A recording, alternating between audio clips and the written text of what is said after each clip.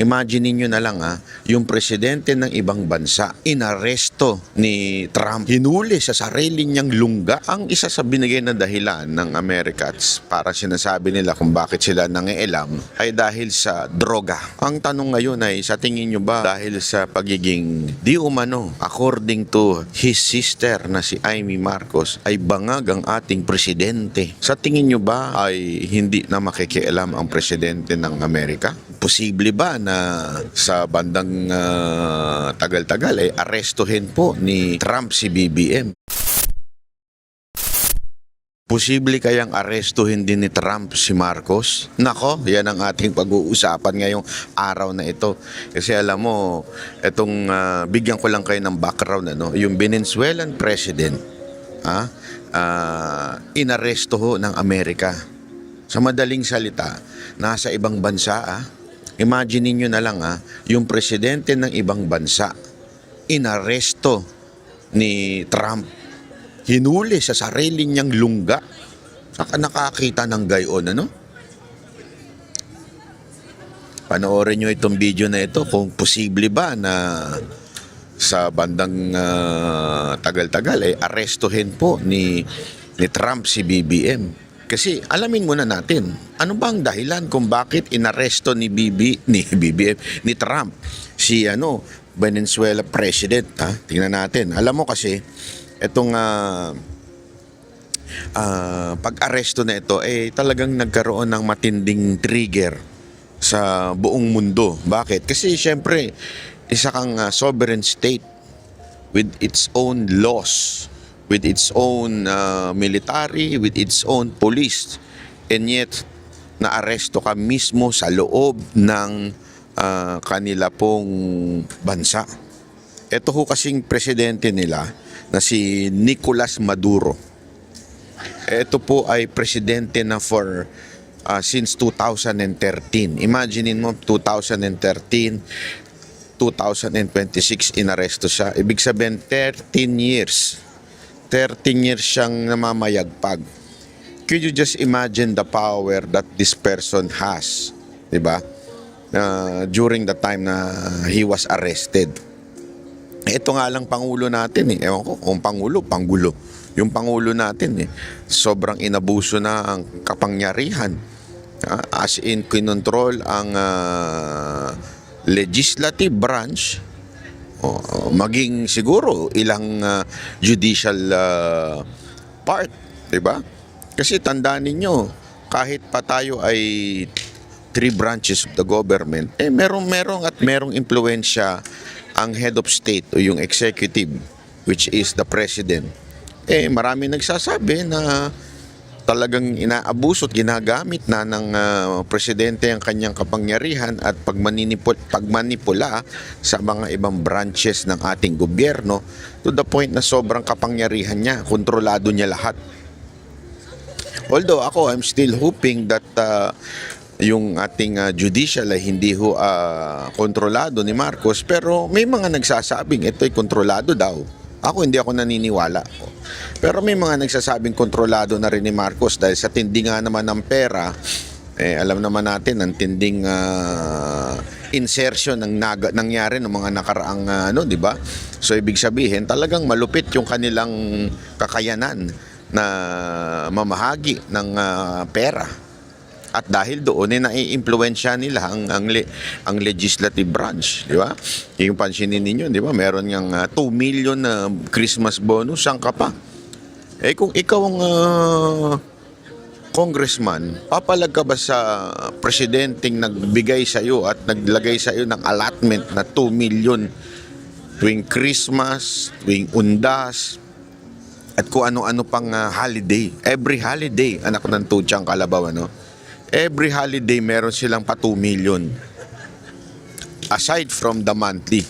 So imaginein mo, tiba-tiba ka diba? Talagang dahil doon ikaw ay sisipsip o ikaw ay kontrolado ng presidente. At sa tingin ko, ganun din naman ang nangyari siguro dito kay sa Venezuelan president. So imaginein mo, if you are ruling for 13 years, ibig sabihin nun, you have much power during the elections, And siyempre, sa tindi ng sumisip-sip sa yung mga opisyal ng gobyerno, opisyal ng kasundaluhan, opisyal ng kapulisan. Abay, 13 years ka na mamayagpag. Di ba? Kaya ka na natili dyan dahil sa tindi ng kapangyarihan mo. Pero in a split of a second, mantakin mo, siya ay inaresto ng presidente ng ibang bansa. Kaya nga ang tanong ngayon dyan, pwede kaya ito si BBM arestuhin din ni Trump? Puta. Yan ang ating pag-uusapan. Diba? Ano ba kasi ang dahilan, Banat Bay, na inaresto ni Trump itong presidente ng Venezuela? Ang isa sa binigay na dahilan ng Americans, para sinasabi nila kung bakit sila nangialam, ay dahil sa, ito daw po ay dahil sa droga. Droga. Bangag. Hindi naman bangag yung presidente, pero pinahihintulutan niya ang kartel, mga drug cartel. Hinahayaan niya, 'di ba, na pumasok ng Amerika yung mga drug cartel. Para bagang sinasabi ni Trump, dahil diyan dapat ka nang arestuhin dahil nadadamay na kami. Yun ang sinabi yun ang kasi nag-spark ito ng matinding political question, dahil pwede bang makialam ang ibang bansa sa isang sovereign state. Ang sabi ng Amerika, to justify it, sandali, chotomate, sabi, chotomate ko dasay. Damay na kami sa kaguluhan ninyo dyan. Nadadamay na yung aming importation ninyo ng droga sa aming bansa. Diba? Kaya pumasok na si Trump sa eksena. Sabi niya, hindi pwede. I-stop, sabi niya. I-stop.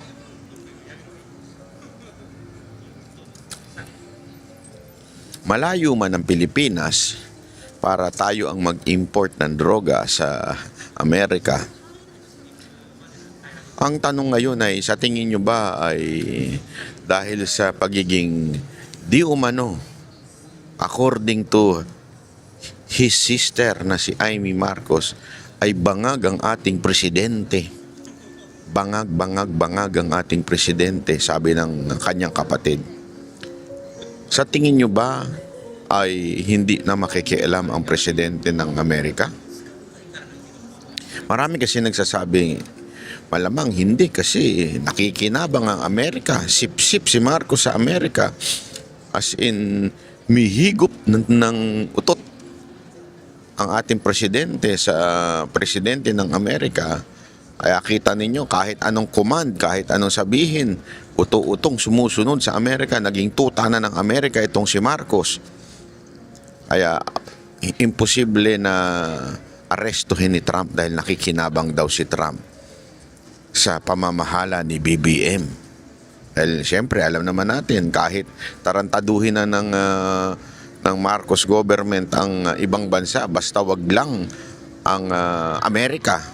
Kasi nga alam natin na sa kasaysayan, yung kanyang ama, kaya naman napatalsik, aside from the quote-unquote people power ko, no? Alam naman ng lahat, kung hindi nangialam ang Amerika, kung hindi kinuha ng Amerika si Marcos Sr., hindi maaalis sa pwesto yun.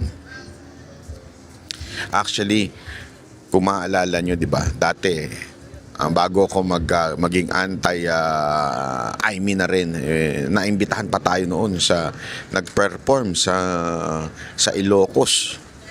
Inimbitahan tayo ni Senator Amy noon, governor pa siya that time. At nung nagkikwentuhan na kami, isa yan sa mga natanong ko.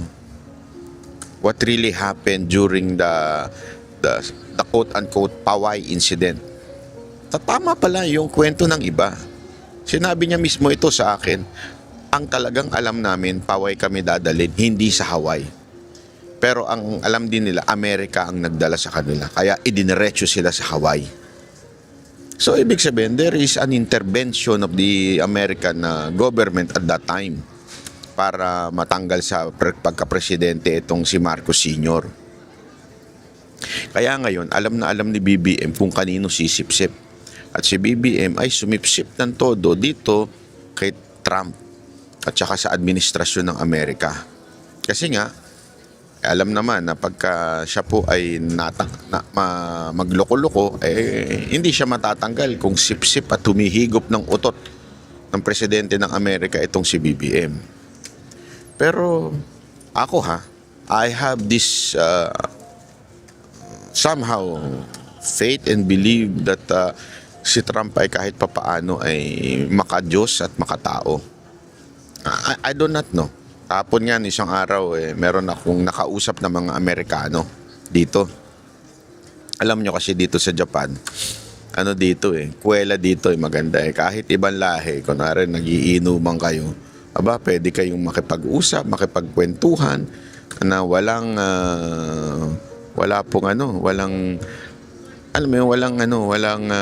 problema. Basta hindi ka lang violente. Kasi sa atin, hindi mo pwedeng gawin yun. Makipag-usap ka doon sa kabilang table. Away ang abutin mo, bugbugang kayo niyan. Dito pwede yan, cool. Nung umiinom po ako one time, kami na po ni Bojo. Shout out kay Bojo, panoorin nyo YouTube niyan kay Bojo. Nung nanonood po ako nag-uusap po kami ni Bojo dito sa Kabukicho Tower, doon sa mga izakaya doon.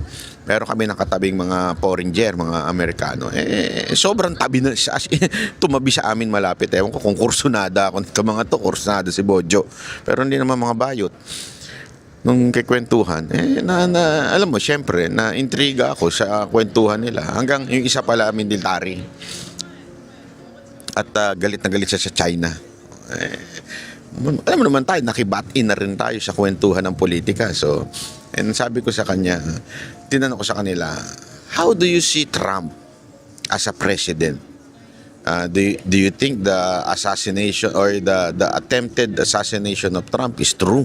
Sabi ko, puta, pinractice natin yung English natin, Brad. Siyempre, tuwan-tuwa naman sila. Wow! This person knows how to speak in English. Sabi ko, yeah, of course.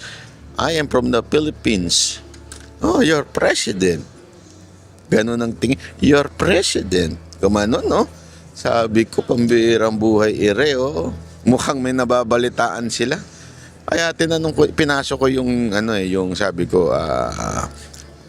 what do you think of the policies of Trump? Kasi di ba may mga announcements si Trump, mga polisiya niya. May ina-announce siya tungkol sa mga immigrants. Kasi issue ngayon yan issue yan sa buong mundo. Yung nangyari sa Australia, yung nangyari during the New Year celebration in Paris, France, yung kaguluhan sa Amsterdam, may kaguluhan din. At isa nga yan sa big issue ngayon dito sa Japan, yung kaguluhan. Dahil nga na parang, alam mo na, may mga ibang lahi. At ayoko i-pinpoint yung, pero may ibang mga lahi dito na nanggugulo na hindi, alam mo yan, hindi sila nakikiayon sa pamamalakad o kultura ng Hapon. Pag-usapan natin yan, maya-maya. Hindi kasi alam mo, importante yan Ako bilang, I think, 10 years na ako nagpupunta dito sa Japan for Christmas and New Year. Nakikita ko yung changes. Nakikita ko yung dami ng foreigner, yung gaijin, tinatawag nila. Although, there are good and there are bad na nangyayari. Halimbawa, dati kasi talagang napakahirap pumasok sa ibang mga restaurant na for Japanese only. Meron sila kasing ganong attitude One, it's not because they're racist. Akala ko noong una because they're racist. No. Ayaw nila magpapasok because they cannot speak well in English and they don't want to be misunderstood o misunderstand, whichever you like. Alam mo yun, hindi kasi sila, parang ganito Ang prinsipyo kasi ng Hapon ay hindi makasagabal, hindi makaperwisyo. Yan ang kanilang So any conflict, ayaw nila nun. So kaya sila hindi tumatanggap ng foreigner because hindi maiintindihan yung system ng kanilang bar o ano bang ang tawag mo dyan. Whether that is a bar just for drinking kasi meron silang, halimbawa may mga patong sila na 350 kasi para hindi tambayan. O kaya naman minsan 1,000. Depende yan sa bar kung anong klase. O minsan naman 3,000 o minsan 10,000. Depende sa bar. Okay? Ngayon, kung minsan kasi mga foreigner nagrereklamo sa ganun, lalo na yung actually mga puti ang mahilig magreklamo sa ganyan yung cover charge. Kaya sa kanila ayaw nila ng foreigner. Yun ang dahilan, not because of racist. Kasi hindi lang magkakaintindihan sa sistema. Tapos hindi ka pwedeng tumambay, unlike yung iba. Bawat isa lang ang alak, tinambayan mo na buong araw, buong gabi, di ba? Dito bawal yung ganun. Kailangan talaga umorder ka